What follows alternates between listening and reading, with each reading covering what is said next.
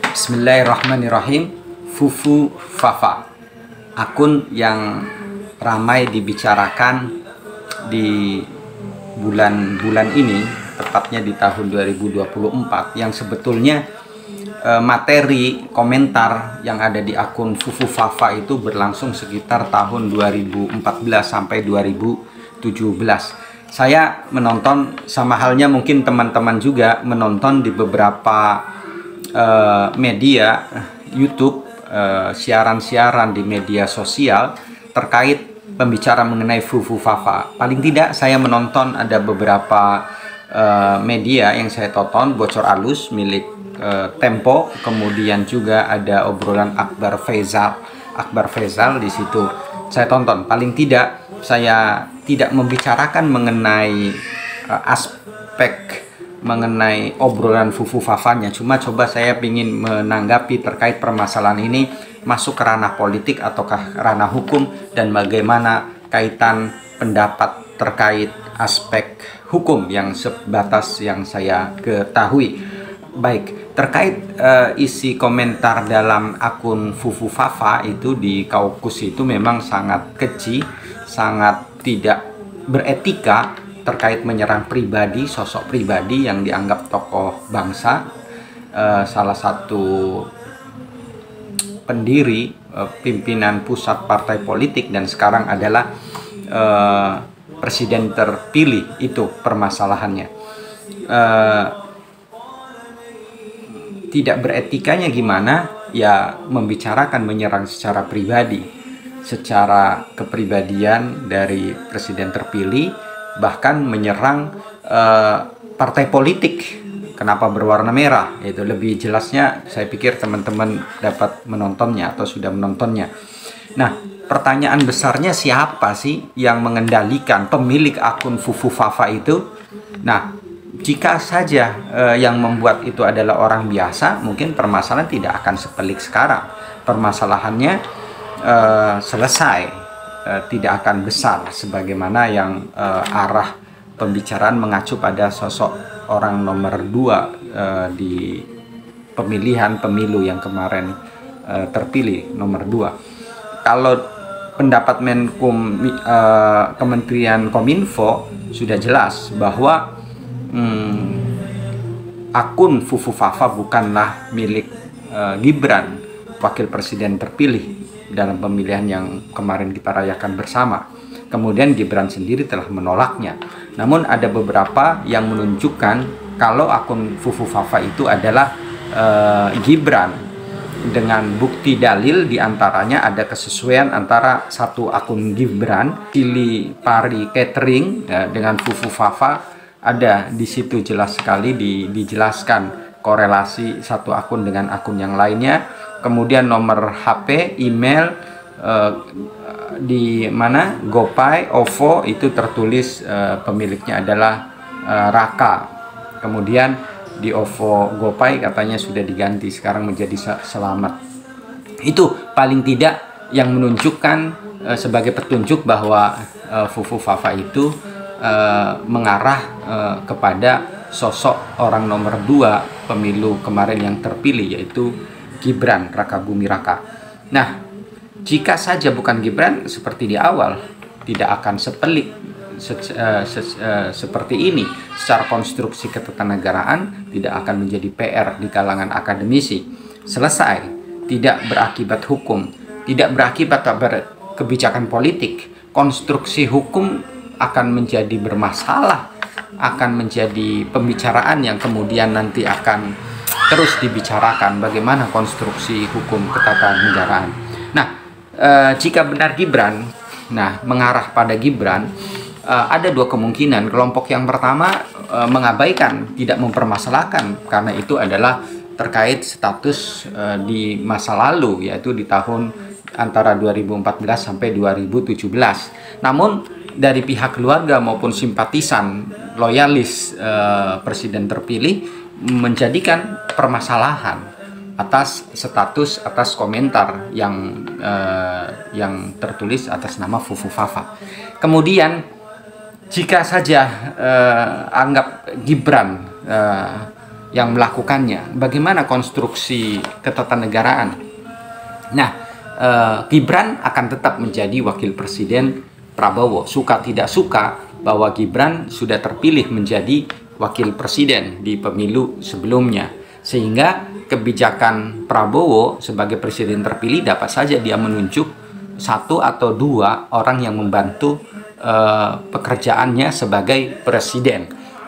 Di mana dalam hukum ketatanegaraan tugas, peran, kedudukan wakil presiden sangat ditentukan produktivitasnya sama presiden yang terpilih. Jadi dapat saja presiden secara langsung maupun tidak langsung tidak mengaktifkan peran dari wakil presiden. Namun konsekuensi yang didapat adalah apabila presiden mengalami halangan, mengalami halangan tetap, maka secara konstruksi hukum ketatanegaraan otomatis wakil presidenlah yang akan menggantikan kedudukan sebagai presiden. Pertanyaannya, apakah mungkin Prabowo presiden terpilih, keluarga atau simpatisannya membiarkan peluang, celah, potensi hal demikian? Satu dan lain hal menganggap masalah apa yang ada dalam komentar di Fufu Fafa. Pertanyaan seperti itu. Namun jika saja presiden kemudian tidak menjadikan Gibran sebagai wakil presiden, membiarkannya atau menunjuk wakil presiden misalkan Puan Maharani atau yang lainnya, hal ini jelas inkonstitusional. Hal ini jelas melanggar hukum karena wakil presiden Gibran itu sudah dinyatakan oleh KPU sebagai pemenang berpasangan dengan presiden terpilih. Jadi mau tidak mau nanti di 20 Oktober presiden bersama wakilnya lah Gibran yang akan dilantik sebagai presiden dan wakil presiden terpilih. Jadi upaya untuk menggagalkan, upaya untuk menggantikan Gibran dengan pribadi sosok lainnya, maka secara hukum ketatanegaraan itu inkonstitusional, tidak dapat dibenarkan. Nah, kemudian apabila upaya-upaya konstitusi apa yang dapat dilakukan untuk menggugurkan, untuk membatalkan Gibran sebagai wakil presiden, MK misalkan di peradilan Mahkamah Konstitusi. Peradilan Mahkamah Konstitusi sudah menyatakan bahwa Gibran sudah layak, sudah lolos gitu kan, berdasarkan putusan MK nomor 90, dan putusan MK final and binding, final, dan dia penyelesaian perkara yang pertama dan terakhir, tidak ada upaya lain di MK. Jadi isu terkait menggugurkan Gibran di MK atas putusan yang sebelumnya, isu ini pun tidak muncul. Tanggapan, komentar, pendapat hukum sekitar upaya membakar Gibran MK nggak muncul. Yang ada adalah upaya hukum yang dilakukan oleh PDIP mengajukan gugatan di Petun Peradilan Tata Usaha Negara terkait objek gugatannya adalah hasil putusan dari KPU yang bermaksud untuk menggugurkan, membatalkan wakil presiden Gibran sebagai pemilihan yang tidak memenuhi syarat secara konstitusi. Namun kembali bahwa sejauh ini bahwa Petun tidak dapat masuk ke ranah untuk menyatakan sah tidaknya sebagai wakil presiden. Nanti kita lihat putusannya dalam akhir-akhir ini, putusan di Petun terkait gugatan yang diajukan oleh oleh pihak PDIP. Nah, bahwa permasalahan Gibran sebagai wakil presiden sudah selesai. Dia sebagai wakil presiden yang nanti akan dilantik bersama dengan presiden. Terkait suka atau tidak suka itu bukan lagi ranah hukum. Suka tidak suka itu aspek hati, wilayah psikis, wilayah rasa. Sedang hukum itu adalah ranah fisik, lahir, ada perbuatan, ada pelaku, ada korban, ada pasal yang mengatur antara pelaku dan korban, ada yang dirugikan. Dan secara konstitusi, putusan MK, penetapan dari KPU sudah menyatakan bahwa presiden terpilih adalah Prabowo dengan Gibran Rakabuming Raka yang nanti kemudian akan dilantik. Singkatnya, terkait sengketa konflik yang memanas, yang bola ini terus akan bergulir, tidak dapat diselesaikan secara aspek hukum. Kenapa? Yang pertama, karena hukum merupakan produk dari politik. Ya, supremasi hukum sebagai panglima ketika sudah terbentuk, ketika sudah diterbitkan, hukum akan menjadi panglima. Idealnya seperti itu. Namun dalam praktiknya, bahwa hukum sebelum menjadi sebuah produk kebijakan politik, bahwa ingat bahwa hukum adalah akibat dari sebab adanya kebijakan politik. Politiklah yang lebih dahulu daripada hukum. Jadi secara akademisi, secara referensi keilmuan dipahami bahwa hukum adalah produk dari politik. Jadi politiklah yang suasana, nuansa, konstruksi politiklah yang sangat mempengaruhi terhadap bentuk sebuah hukum. Itu yang pertama. Yang kedua, bahwa kemenangan Gibran sebagai wakil presiden bukan berangkat dari aspek hukum, bahkan cenderung melanggar hukum, ya, dengan lebih bernuansa pada kekuatan politik, bukan Reichstag, tapi lebih ke Machtstag, bagaimana mobilisasi kekuatan politik bergerak sampai kemudian meloloskan beliau sebagai salah satu calon untuk menjadi wakil presiden. Akhirnya saya tutup bahwa penyelesaian sengketa terkait komentar yang sudah lama terkait 2014-2017, apakah dapat dijadikan permasalahan atau kan tidak, itu adalah bagian dari masa lalu.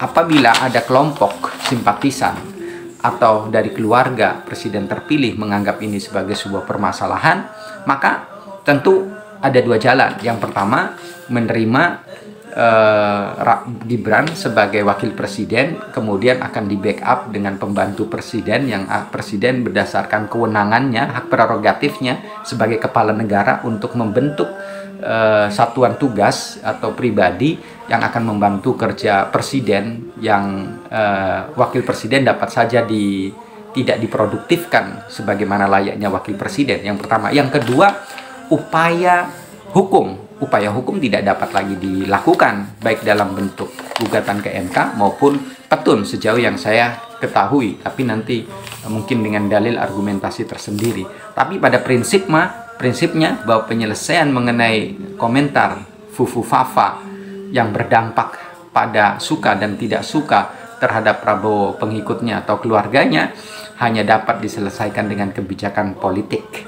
Bagaimana konstruksi politik untuk menyikapi hal ini, kita saksikan dari pergulatan, dari perkembangan perpolitikan yang saat ini, dan kita berharap semoga politik kita makin dewasa, makin kondusif, dan sehingga perekonomian, kesejahteraan dapat tercapai, dan tentunya Reichstag, tentunya supremasi hukum memiliki wibawa, hukum memiliki taji, sehingga para penyelenggara negara maupun para pengusaha, rakyat khususnya merasa hidup nyaman, tenang, damai, sehingga kehidupan dapat berkualitas di Republik Indonesia ini. Sekian.